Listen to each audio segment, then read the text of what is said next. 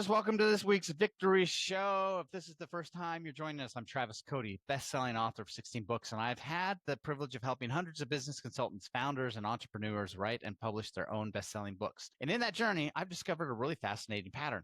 A lot of businesses hit a plateau revenue-wise, usually around $1 million, and they struggle to break through that. So on this show, I sit down with some of the world's most successful CEOs, leaders, and business owners to uncover the strategies they use to overcome those plateaus and scale their business to new heights. And more importantly, how you can do the same. So get ready for some deep insights and actionable takeaways that you can have and implement in your life and business starting today.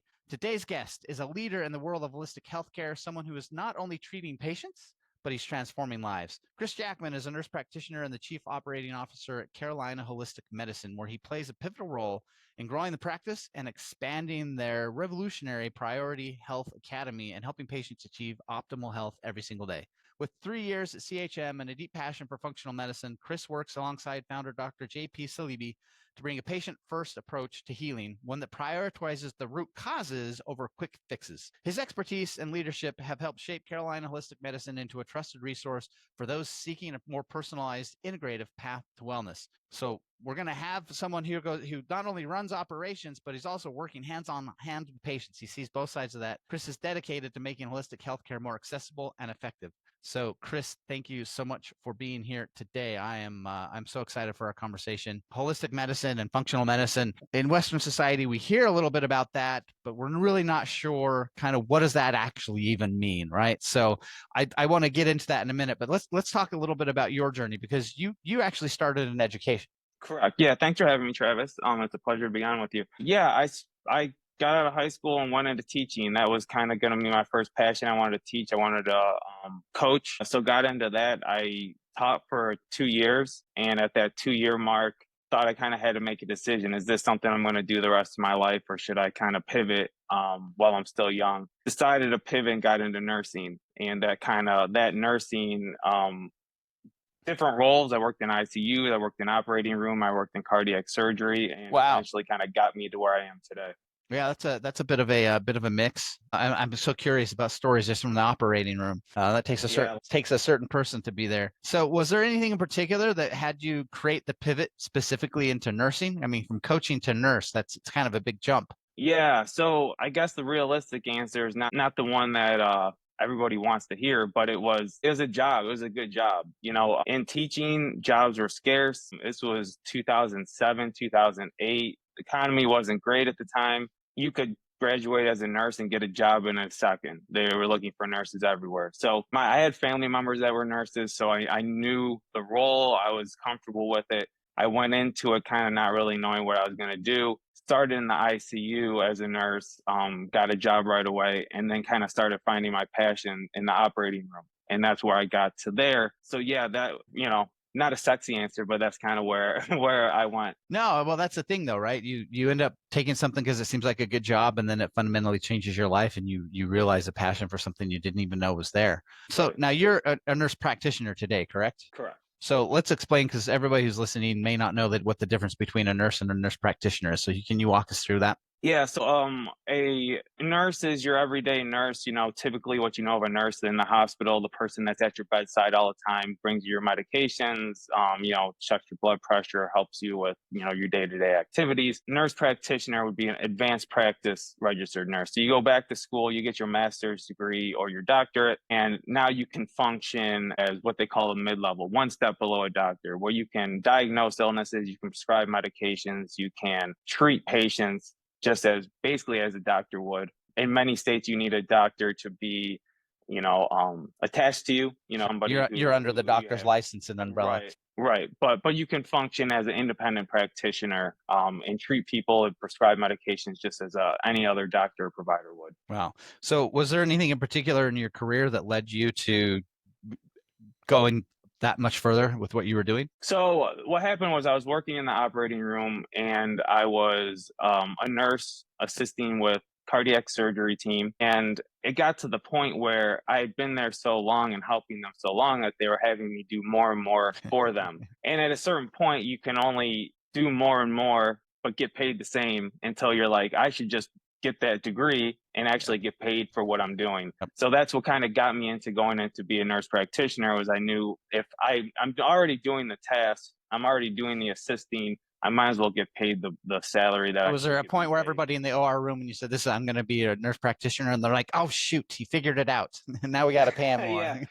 They people had been telling me for a few years, they're like, why don't you just go back and get your nurse practitioner degree and you can actually do this for a living? So I was being pushed by several people, and at work, my wife, a lot of people saying, you're already ready for this job, just get the degree and make it official. So that's what I did.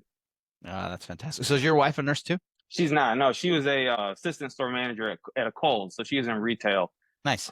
So completely different, which is a good thing. You can only Yeah. talk about medicine so much at All right. Now you're doing functional medicine, holistic medicine. So how do we then again pivot from being in the OR into functional medicine? Because those one's very Western medicine and one's a little more integrative. So again, was there an Yeah. experience that led you to saying, "Hey, I want to try something else"? So my sister-in-law, she lives in California. She has multiple sclerosis, and she uses a holistic medicine practitioner a lot. And she keeps her disease under control really well with holistic medicine and functional medicine, and does really well. So I kind of known about it, but I always thought that's something that they do out in California. That's not something that we The do hippie over here. California thing. Right. Yeah. So I knew of it, but that was about it. We made the move from Cleveland, Ohio to Charleston, South Carolina, purely for lifestyle, just to get out of the cold of Cleveland into the beachy weather of, Charleston. And when I came to Charleston, I kind of thought, I really don't want to go back into the operating room and be stuck at the hospital all the time. I want to have some options where I can come home at a normal time, see my kids, go to the beach, be, present a little more. When you're in the operating room, you're on call all the time. You're in the operating room all the time. You don't have a lot of social life. So I met Dr. Salibi through LinkedIn, actually. Just randomly met him and sent him a message and said, hey, I'd like to shadow you holistic medicine. And it's something that I know of, but I don't really know much about. So I shadowed him for a couple of days, and this guy just blew my mind. He was the smartest guy I've ever met. He was great at what he did. He was down to earth. His patients loved him. He found root cause problems for things that I thought could never be treated. And it just Wow. took me over. And I was like, this is something that I really want to learn more about. So I took some courses that he had offered, and he had kind of had the basic plan for the Priority Health Academy. And after I took those courses, it's one of those things where it just came easy. Like, it made sense. It snapped in my head, and I was like, you know what? I really get this. So he offered me a job in his Charleston office. At the time, we were just operating really out of the Merle Zunlight office. And he offered me a job to kind of start up the Charleston office. I took it, and it's blown up, and it's now even more successful than our, an original office, the Merle Zunlight office. So walk me through a little bit about what's the difference between functional medicine and holistic medicine? Because I have heard functional medicine before, but I've never really known what that means. Yeah, so holistic medicine really means that you do everything naturally. All the treatments are natural. You're using supplements and herbals, and you're doing lifestyle changes and all that kind of stuff. Functional medicine is kind of like you have one foot in Western medicine, you have one foot in Eastern medicine. So you do as much as you can to treat root cause problems, and you do as much as you can to use natural forms to treat people. But we also dip into the Western medicine world, and we still use antibiotics, and we still use thyroid medication, and we still use, hormone treatments, bioidentical hormones. So it's kind of a mix. To me, the best mix between medicine. Nothing is off limits. We take the best from Western medicine, the best from Eastern medicine, and we kind of combine them into one full way to treat you holistically to get you better from inside out. Wow. I love that. So was there any sort of big insights you had having spent so much time in the Western medicine world that when you started learning about functional, is there one or two things that really took you aback about that? Yeah, the first thing was how ingrained everybody, like we were in Western medicine, to the pharmaceutical companies.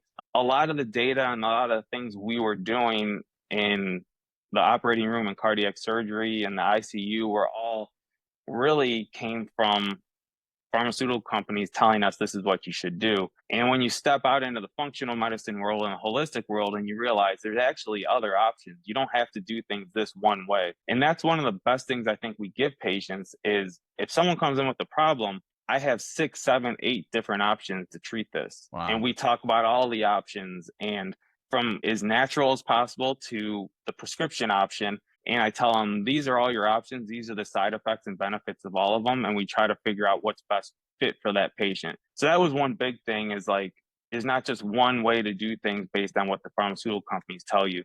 The second thing I really learned was that we spend a lot of time just treating chronic illness by just covering up symptoms. Yeah. And what we really try to do is figure out, well, why do you have those chronic symptoms? What's the root cause problem? Is it autoimmune disease? Is it, high toxic burden? Is it viral load? Is it lifestyle? We try to figure out, what is it in your life that's causing your body to have stress? And how can we reduce that stress level on your body, get your inflammation down, and make your immune system work the way it should? And that's really how you get good health, is by getting people's body to function correctly, as opposed to just suppressing symptoms of illness. So was there a time when your sister was working with MS and telling you what she was doing with her holistic and functional medicine guy, where your Western training was like, come on? Oh yeah. Yeah. Oh yeah. Yeah, Really? absolutely. It's still kind of like, okay, I'm sure to you that's helping, but it is not realistic. And there were times I was working in this cardiac surgery where patients would come in and they'd say, one of my friends gave me this gel or this balm, and they told me to rub it on my skin and it'll heal my chest faster. And I'm like, no, no, no, no, no. Like, don't put any of this stuff on your skin. Like, that's voodoo stuff. Like, that stuff doesn't work. And that's what I mean. Like, it's so ingrained into you that there's only one way to do something. And then when you step out and you find all these really beautiful, great things that can help people and heal people that God put on our earth for us to use, and we just ignore it, it's really enlightening to see like what you can do and how creative you can be. I love your journey, the fact that you started so heavily influenced by Western medicine and slowly kind of started to explore others. So because I've talked to holistic practitioners that don't know much about Western medicine at all, right? So then you have the Western medicine guys going like, those guys are quacks, and then their guys going like, these guys are poisoning you. So I like the fact that you're like, you've got both viewpoints now, and it's all about the options, which is fantastic. I would say that Western medicine's a great place. If you're in a serious accident, that's where this is where I want to be. But in terms of preventative, it's like you said, everything in the Western medicine, it feels to me to be very reactionary. It's not preventing anything. It's like you wait until something shows up, and then they go, oh, we can now treat that, instead of going, but what if you could prevent that? So I love that you guys have sort of found the both. All right. So you want to work with Dr. Shalibi. The clinic you had one clinic. There was a few employees. So what did that, when you started working with him, how did the clinic start to grow from there? And what did you guys do specifically to grow it? Yeah. So the first thing we did is he had his setup in the Myrtle Beach area, and that was established, and he was continuing to keep that growing and stabilized.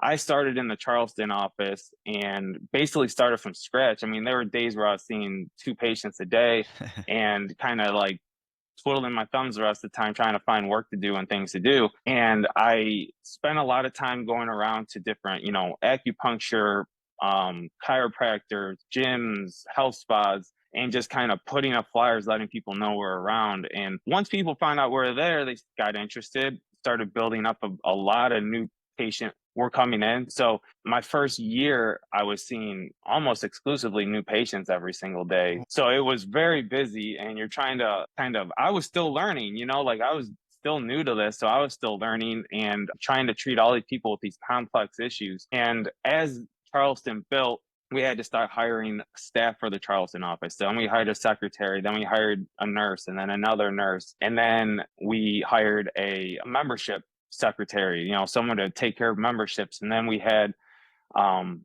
turnover, all of a sudden a nurse leaves and you're like having to rehire. So it just built really fast. Within a year, we went from having, a handful of employees to having 15, 16, 17 employees very quickly. So we almost grew too fast. I always say the 2 things that can kill a business, right, is being too slow or being too busy. So we were growing so rapidly that it was like hard to catch up. Patients were saying, hey, like, we can't get a hold of you. You guys are too busy all the time. We can't get in to get visits.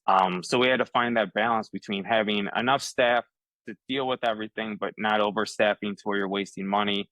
So yeah, it was a challenge at first, for sure. At what point did conversations start with you taking on the COO duties, in addition to your nurse practitioner patients. Yeah, interesting enough, that came in about 2 months into me working for the company. So, me and Dr. Sleevy, JP Sleevy, we hit off pretty quick, and he saw my potential, I think, early on, and he knew that I had wanted more. When I took the job, I told him, like, my job is to help you grow this into as big of a business as we can make. So he early on gave me some extra tasks that I probably wasn't ready for because I was so worried about just getting through my patient load that I was nervous. Can I get through even more? Can I do more?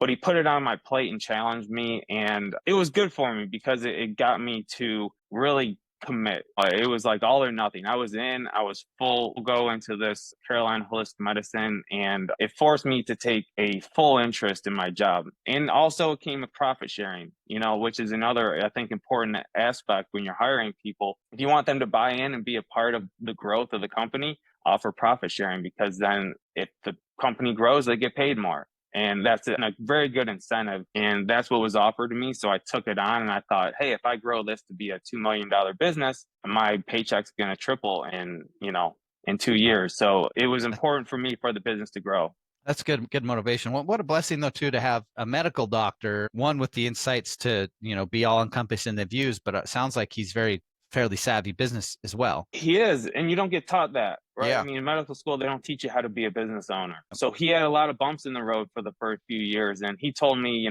this business almost didn't make it.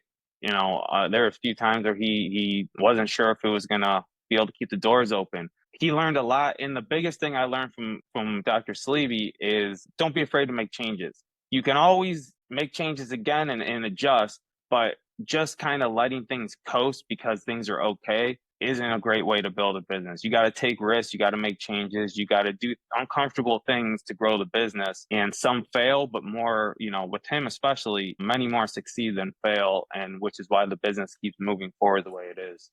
I love it. So where does the Priority Health Academy start to show up in this journey? And the first off, let's talk about what the Priority Health Academy is for the people that are listening. Yeah, the Priority Health Academy is our academy that trains providers, meaning doctors, nurse practitioners, or physician assistants. So physician assistant is the same as a nurse practitioner. They just go through a different route schooling, but again, same idea. So what we do is we train doctors, physician assistants, and nurse practitioners in functional medicine and in how to run a successful business. So it's a two-part plan. And the goal is to get them to be able to open up their own practices outside of the South Carolina area. So that way they can kind of be under our umbrella, but have their own business at the same time, almost like a franchise. So you're training them in the stuff that they should have learned in school and didn't, but then more importantly, you're teaching them the business aspects to be able to then go out and actually have, like, I'm assuming that means like the systems and the marketing and how to hire and how to manage the office, all the stuff you guys learned the hard, painful way. Exactly. That's exactly it. Learning what electronic medical record to use, what supplement stores to use, what labs to order from, how to hire people, how to, do HR type things, how to do a background check on people when you're hiring them, how much to pay, how to write contracts, all this stuff that just isn't something when you're going to school to be a nurse practitioner you ever think you'd ever need to know. But if you don't know that kind of stuff, your business is going to fail very quickly. So we're giving them all that insight as well. So the people that are finding you, are they practitioners and doctors that already have clinics, or are a lot of them going, I want to have my own clinic, but I'm not sure where to start with it? So they come to you, and that's sort of like you're giving them the foundation and the confidence to be able to actually go and do that. Yeah, almost all the people that come to us are in a traditional medicine role right now, working in a hospital or a primary care office, and wanting to make a change and get into functional medicine or holistic medicine because they see where healthcare and where things are going, especially since the pandemic. People are taking their health into their own hands now. Yep. And not always trusting that the traditional healthcare system has their best interest in mind. So they come to us looking for education, first off, and a way to break free of the hospitals that they're working at, which is setting up their own clinics and being independent practitioners. I love it. So in a lot of ways, what you guys are doing is you're creating the term holistic, but you're almost creating a parallel health system to what we've got going on in the United States. Here's the insurance, and you have to do that, and then you guys are like, and here's this other way, so that you're not beholden and have to just see the doctor your insurance tells you have to go see. Right. That's the perfect word to explain. That's what we use all the time, parallel healthcare. That's what we're trying to develop. Give patients options that you can go see your traditional doctors, But there's also another option. There's a parallel healthcare system where you can come and see somebody who's going to kind of look for root cause or preventative treatment, and you have your choice on which one you want to go see. And we're trying to give people options. Like you said, if I have a heart attack, I'm not going to go see my holistic provider. I'm going to go see a cardiologist and a cardiac surgeon. But if I'm trying to get my cholesterol or insulin and diabetes under control, or if I'm trying to find out why I'm having chronic pain, I'm going to go see a functional provider because they're going to get to the root cause of my problem. So early, a minute ago, you were talking about you had a membership coordinator. So do you guys, is part of the business model to have like a monthly fee for people that turn it into more of like a membership based service? Or yeah, so in most DPC models, so direct primary care models, instead of paying for each time you come and get a visit, most do membership based plans. So someone comes and the first couple of visits they pay like one set amount of money for their first 2 visits. We come in, we get to know them, we order labs, we see how they're doing, and then after the second visit we have kind of a good idea as to their healthcare needs, and then we decide, do you need to be seen twice a year, 4 times a year, 6 times a year? Like, how complex are you? And then we offer them a plan based on how many visits we think they need per year. Now, they have a couple options. They can pay in full for that plan. For 1 year, they pay in full and they get a nice little discount for paying in full. Or option B, they can, like a gym membership. You pay a monthly membership fee and then you get, 2, 4, 6 visits per year based on what plan you signed up for. So those are what we try to use.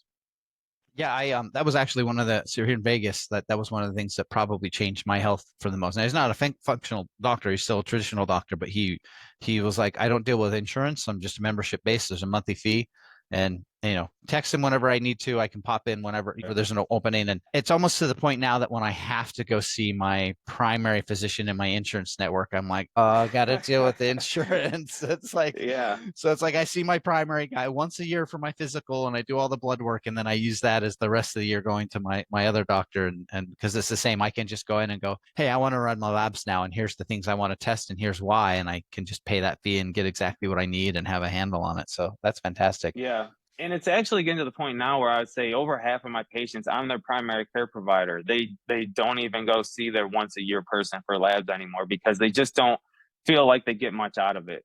So, you can utilize your insurance and go that route. But in the end, I always tell people, if you get to the root cause of your problems and fix your problems and you have great health, it's 1, money well spent, and 2, you're actually probably going to save money in the long haul because you're not going to be sick all the time. You're going to be able to work more. You're going to be able to enjoy your life. You're going to be able to stay healthy longer. So it's definitely money well spent.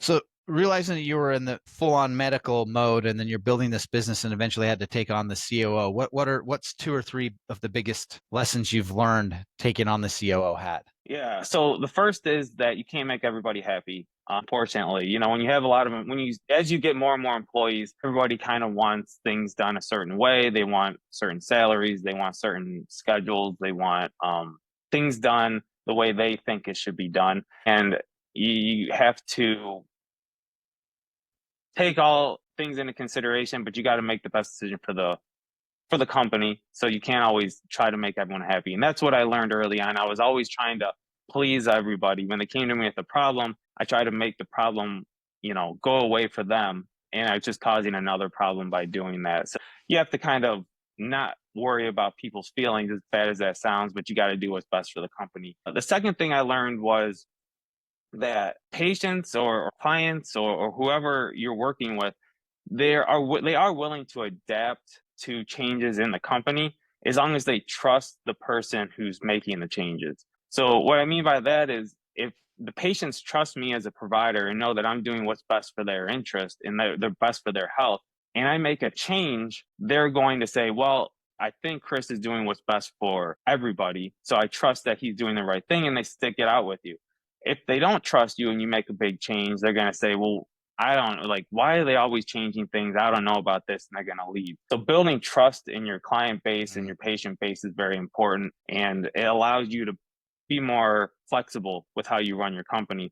And then the third big thing that I learned was you have to have many forms of revenue streams coming in. we recommend patients going to a certain supplement store, and we get a percentage of the money that comes from that supplement store. So if people buy a supplement from them, we get, 7% of that purchase comes back to us. Labs, if we have someone order through a certain lab, we get a percentage kickback from that. So having different revenue streams coming in all the time is very important, because you can't just count on one revenue stream to make a successful business. And then the Party Health Academy is also a big revenue stream for us. Sure. How big of a difference did it make on your cash flow when you realized, oh, we can have multiple streams of cash flow in again, holistic and I guess a more authentic, in an authentic way? It doesn't feel weird to the customers, right? Nothing's Right. changing for them. Right. You can't just keep raising your prices on your patients and expect them just to keep paying it to increase your profits. You have to find out other ways. And that took us from, you said it perfectly at the beginning. You get stuck at that 1 million mark. And when I started at this company, we were right at that 1 million mark and kind of stuck between like a million and 1.2. Always every year. And then as you build up more revenue streams and start making use of labs and making use of supplements and making use of the Party Health Academy and finding different ways, selling lectures, all that kind of stuff, you notice you all of a sudden break through that 1.2 wall, and then it's like 1.5, 1.6, 1.7 comes really easy. So yeah, the multiple streams of revenue easily can double your growth. Well, and a lot of that's more passive too, right? You're recommending these things and it's no extra work to you, and suddenly you've just increased your revenue by 40%, and it didn't take any extra work. Right. And it's not like advertising. You're spending money to make money. With finding these multiple revenues, all you're doing is making agreements with these companies you're already going to work with anyway, but you just get them to, kick back some money back to you, and it's a small percentage to them.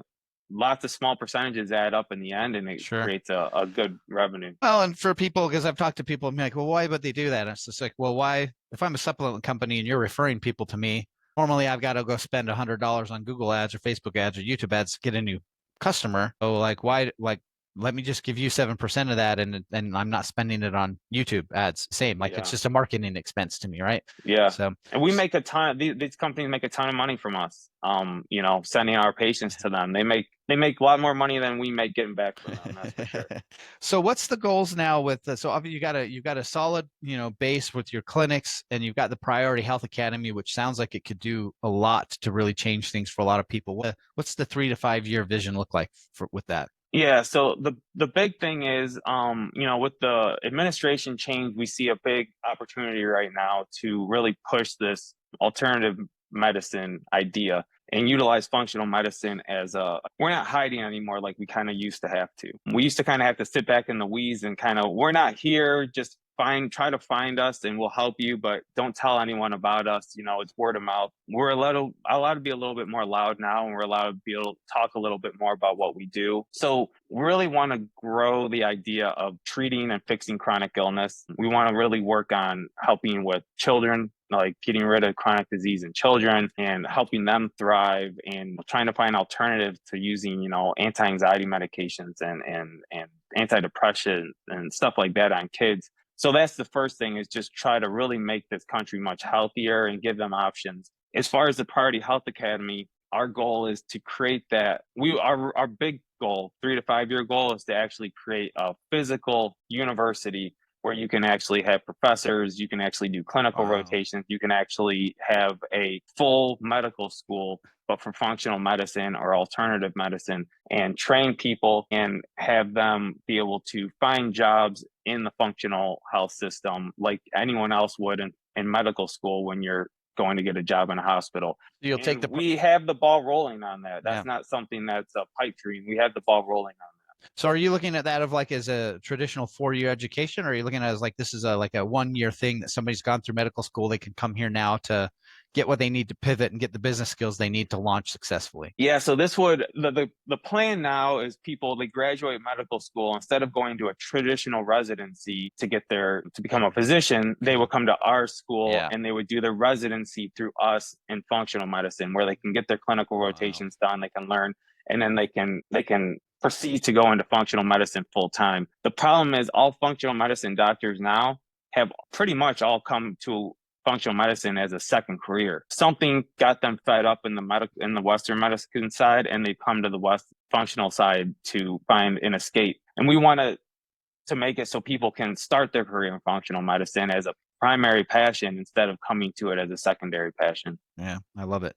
All right, so if somebody's listening to this podcast and they're a practitioner, or the other one was and a doctor, how can they learn more about you and learn more about the Priority Health Academy? Yeah, so our website is priorityhealth.us. So priority-health.us.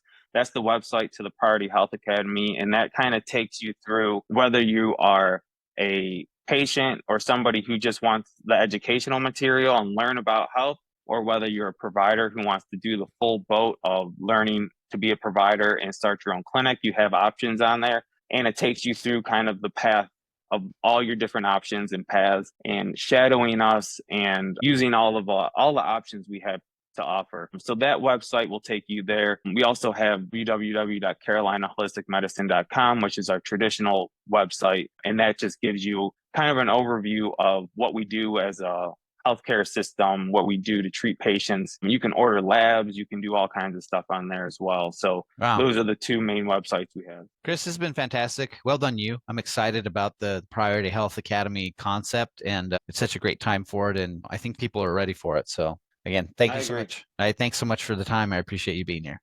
Yeah, absolutely. Thank you so much for having me, Trav.